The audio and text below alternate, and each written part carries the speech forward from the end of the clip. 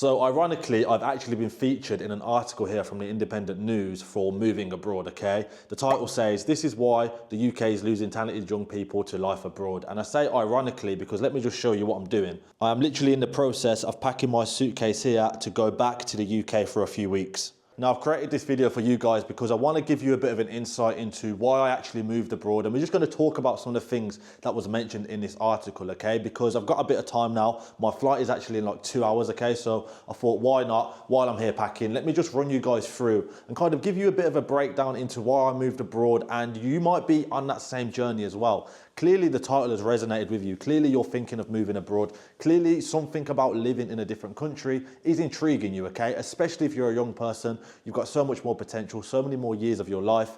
And hopefully this video inspires you, motivates you, but also educates you on some things which you might not know of if you just search it online, okay? I'm gonna keep it very real. I'm gonna keep it very authentic, just like what I say in the article. I'll show you guys that as well. And you'll get a better insight into what my thought process was and other people as well, because it's not just me that has kind of wrote stuff on this article. It's actually getting quite dark in here, so I'm going to put the lights on. I'm going to pop you guys down here and we're just going to read through, okay? We're going to look at the first piece of information that is actually on here.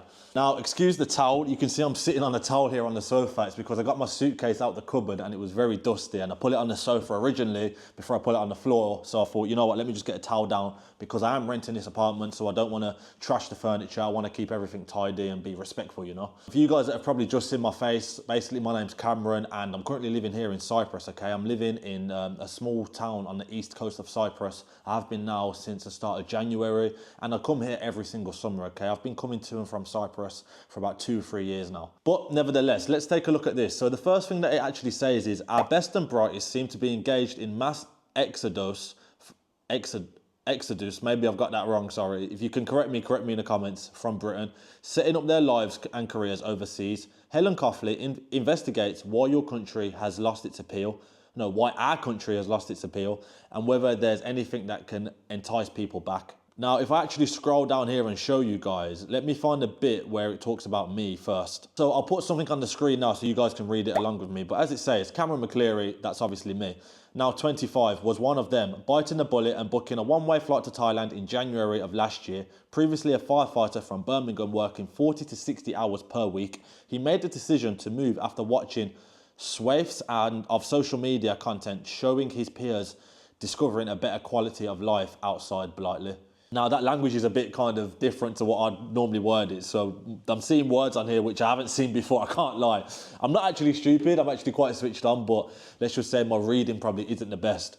But yeah, first thing that I'll mention is it says, obviously I booked a one-way flight to Thailand in January of last year. So about a year ago now, I actually decided to book a one-way flight. It was a bit of an impulsive decision, but also a decision I knew I had to make. Also a decision that I knew was going to benefit me in the long term, because I'd lived at home. I was 23 years old when I left.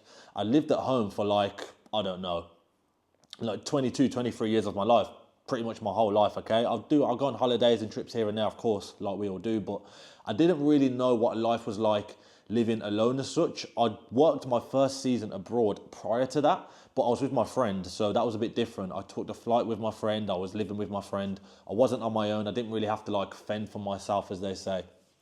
And this flight to Thailand, this kind of move in my career, was such a big impact and was such a big kind of turning point, because not only was I going and leaving home, I was moving to a completely different side of the world, a completely different culture. A lot of people will leave home and just move to, I don't know, somewhere 2 hours away, or they might even leave home and move to somewhere else in the country. So it's like a 1 hour, 2 hour drive away. But I'm literally moving a 10, 11, 12 hour flight to the other side of the world, okay? And comes with that, like I say, a completely different culture. And just doing that in itself, never mind being independent, living on your own and all that stuff, but actually going to another part of the world, especially that far away, teaches you so much about yourself and teaches you so much about how life is and how life can be and how grateful you should be. Because as you guys probably know, Thailand, where I went to, is a third world country, they say. And yes, it does have a lot of poverty. Yes, it's not the most advanced in parts, but there is another side to Thailand. Like Bangkok is a city, can be very advanced. There's a lot of things in there which made me think, wow, like this is Thailand. I feel like I'm in Vegas or Los Angeles. Do you know what I mean? Like they are advanced in certain aspects, but like I say, Moving to Thailand, when I look back at it now, was a complete life changer. And if I'd advise anybody out there, it's gonna be scary. You're gonna have to quit your job probably. Like I was a firefighter, as this article says, and not a lot of people would have left the fire service, especially the way I did, and especially after only being there for 2 years, okay? Very stable career. So let's imagine this. Firefighter, very stable career, kind of good pay, like comfortable, could get a mortgage, could get a house, could live very comfortable for the next 30 years of my life. Or quit the fire service after pretty much not even passing my probation period, no income coming in, one-way flight booked to Thailand, 1 week's of accommodation booked in Bangkok, nothing after that, no real plan on how I was gonna earn income, didn't really know when my next piece of income was gonna come in, no idea what was gonna happen for the future. Yeah, it kind of takes a bit of balls to do that. And I know a lot of people would not do that, but I guess that's what separates me and many other people in this article from a lot of other people around there, because it's not that easy. And that's one thing I will say to anyone thinking of moving abroad. You're not gonna just do it at the click of your fingers, okay? It's gonna take time. You need to prepare properly. I've actually made videos about how to prepare properly and a kind of 3-step process I would go through if I was somebody that was thinking of moving abroad but was kind of starting from ground zero, okay? No skills, no income, no idea where they wanted to go. I've kind of made a blueprint for that in one of my recent videos.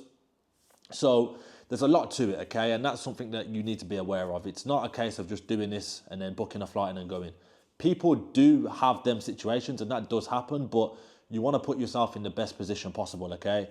Money, savings, have a better idea, okay? If I could go back, I'd probably prepare a lot better than I did, but it is what it is. It's happened now, you know? And the idea you need to get completely out your head is there's a perfect time, or I'm going to have this kind of perfect amount of money saved in the bank account. I'm going to make sure I've got this in order before I go. I'm going to make sure all this kind of stuff. There's no perfect time. There's no such thing as a perfect time. Just go when it suits you. Go when you feel it in your heart. Go when you feel like, you know what? I'm ready to go now. This is me. I'm going to take the leap. I'm going to grab it by the balls, pardon about my language, and I'm just going to do it. I'm just going to go for it. Another important part that I need to mention in this part of the article is where it says, social media content pretty much showed me a better quality of life. I spoke to the lady who done this article and I remember saying to her, like, yeah, I just wanted a better quality of life. I was looking online, I was getting inspiration, and that is exactly the position you're in right now. You're watching my content to get inspiration, to get motivation, to kind of give you that burst. You're clearly interested in moving abroad. You're clearly interested in a different life other than the UK or wherever it is that you are right now. So let's scroll down and look at the next part of the article, okay? It says, I find the UK a very depressing place to be. Even now when I go back and visit friends and family, he tells me, from the weather to the government decisions to the cost of living and even simple things like going to a supermarket and communicating with the staff. It feels like nobody's happy, nobody wants to be there. He adds that he doesn't blame the people for this. It's like a knock-on effect. Everything starts at the top and unfortunately it has worked its way down and the people at the bottom are the ones who are suffering the most. Very, very, very important. And you can see the quote there. I find the UK a very depressing place to be, even now when I go back to visit friends and family. And this is a common theme that I'm noticing every time I decide to go back to the UK. Because don't get me wrong, I get excited to go back. Like I'm packing now, I'm looking forward to seeing friends, family, my dog, all that kind of thing. I'm looking forward to going back to that kind of life as such. But it doesn't take long for me when I get back to realise, what am I doing here? Like, I'm not advancing in my life. I don't feel productive, or the weather is moody. Like, the people around me are moody. Like, there's a very toxic culture. And ever since I've left, my life has only ever improved. My life hasn't got worse since I left the UK, okay? I've networked, I've made like possibilities for myself, I've taken risk, and my life's only got better. I've met new people. I've been introduced to new things, new ways of thinking, new ways of living, and this would have never have happened if I didn't leave the UK. So that's a very kind of important paragraph. And if you have to go back to this video to really take in what I'm saying, then please do, okay? And it's this part here that's quite interesting as well. He adds that he doesn't blame people for this. It's like a knock-on effect. Everything starts at the top and unfortunately it works its way down. And the people at the bottom who are the ones that are suffering the most, okay? I come from a council estate. I come from a not rich family. I've never been born into money. I've never been given a penny. Obviously, when I used to go to school, I'd get lunch money, £2, £3 a day, sometimes even less than that. So for me, it's like, I've seen it at the bottom. I've seen the worst of the worst, okay? And when I say knock-on effect, oh, that was my speaker. When I say knock-on effect, what I mean is everyone around you in that kind of bubble, in that council estate, in that place where you are in the UK, you're all going through the same thing, and you're all depressed, you're all pissed off, you're all angry, you're all stressed out at work, you're all just going to work, coming home, putting the TV on, being a zombie for 4 hours, going to bed, repeating. And I don't blame people for doing this, because it's the way that the UK is, in my opinion. It's the way that the society that they're forming over there that's what they want. That's what they want people to do. They don't want you to go and explore. They don't want you to leave and start a better life, because it's not good for their economy. It's not good for their taxes. There was some stupid kind of report that come out that said 2024, there was over like 10,000 millionaires that left the UK and started a new life abroad. That is also going to have a massive effect on, like, a massive knock-on effect for the next 10, 15 years to come, because it's these millionaires that were paying the big tax bills. It's these millionaires that were providing work, providing opportunities, bringing money into the country. So it's just getting worse and worse. And I can understand and I can see why so many people are intrigued and kind of thinking about leaving the UK. The next part of this, it says, having started off in Thailand, McCleary then spent time in Malaysia and Indonesia before happily settling in Cyprus, where I am now, around 6 months ago. One huge benefit that has been is independence. After sharing a small house with his mother and brother for the first 23 years of his life, he was finally able to afford his own place. I didn't buy my own place, I've just rented it, okay? He also commends the 320 days of sun and the safety of life in Cyprus. I enjoy knowing now that I can walk to the shop at 11 p.m. without having to watch my back or even question if something bad is going to happen to me. An upside that Amjad also appreciates. Oh, this is somebody else. People leave their MacBooks and at Starbucks and disappear for 20 minutes in Tokyo, and they come back and their MacBook is still there. He says, you can't really do that in London. Your laptop would gone in 2 minutes. So true. Like, safety is such a big and important factor, especially when you're deciding where to live, because the last thing you want to do is move to a country and then you don't feel safe where you are. So not only are you in a new country now, you're also in an environment where you don't know other people and your safety is still not a priority. Move somewhere where it's safe. It gives you such better peace of mind. Like, I know now I can go out to the shop, leave this door wide open and nobody's going to come here. I can leave my car unlocked. I can do all these different things, have my phone on show on the dash cam, on the dashboard of my car. All these little things which I don't do anyway, but I know people that do, and there's no problem at all, okay? Think about safety, because it's not just your safety. I presume some of you people might be coming with your family, with your kids. Me personally, maybe I'm going to get a family, get some kids and all that kind of stuff. So I need to think about this for the future. And for me, Cyprus is one of the safest places I've ever been, okay? Of course, there is crime anywhere in any country, but as a whole, and the kind of vibe here is beautiful. I feel safe. I feel safer here than I did in Thailand, especially when I went to different places around Southeast Asia, like Malaysia and places like this. Yes, I felt safe there to a certain aspect, but not as safe as I do here in Cyprus. So I've really got to take my hats off to Cyprus, and that's probably why so many people, so many expats and Brits are moving here. And this just goes on to say at the bottom, though McCleary does miss friends and family and of course a Sunday roast, shout out to my mum who makes the best Sunday roast I've ever had. For him, the pros of living away from home vastly outweigh the cons. It's the best decision I ever made to myself, he says. Barring an emergency, he doesn't see any reason as to why I would return to my old life in the UK. And that's a beautiful way to put it, really. A beautiful way to end this kind of video and to talk about a topic which, like I say, I do miss friends and family. I'm not sitting here telling you guys that it's all sunshine and rainbows moving abroad. You don't miss people. You don't feel lonely sometimes, because that does happen. That's just part of life. That's just part of moving abroad. Whether you move an hour up the country or an hour on a flight or 10 hours on a flight, you're always going to miss like certain aspects of your old life. You're always going to miss certain people and certain things, okay?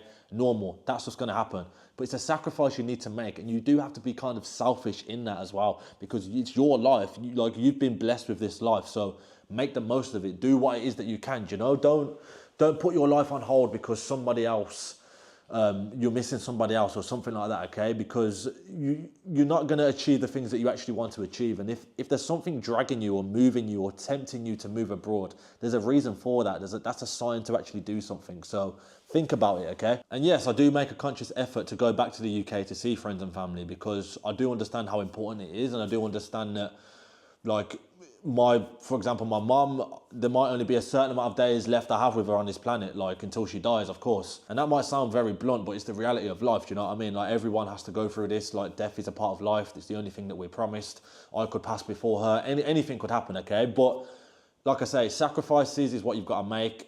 If you know that you're going to create a better life, if you've got a good feeling that you're moving abroad to create a better life for you and your family, then it's a fucking, sorry I keep swearing if there's any kids watching this, but you need to make like the sacrifice. You need to do what it is that's going to change your life, okay? It's as simple as that, guys. I need to go and finish packing now because I've still got a lot to do, and I need to order food because I need to eat before I go to the airport. I don't really like airport food, so I try and eat beforehand if I can.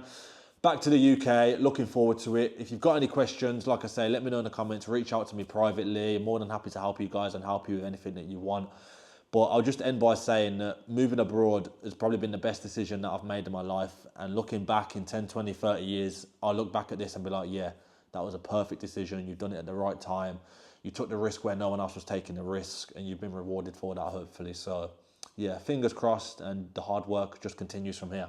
But yeah, like and subscribe to the channel, guys. It goes a long way. If you like my content, if you like me as a person, follow the journey, why not? And I'll see you guys on the next video. Peace.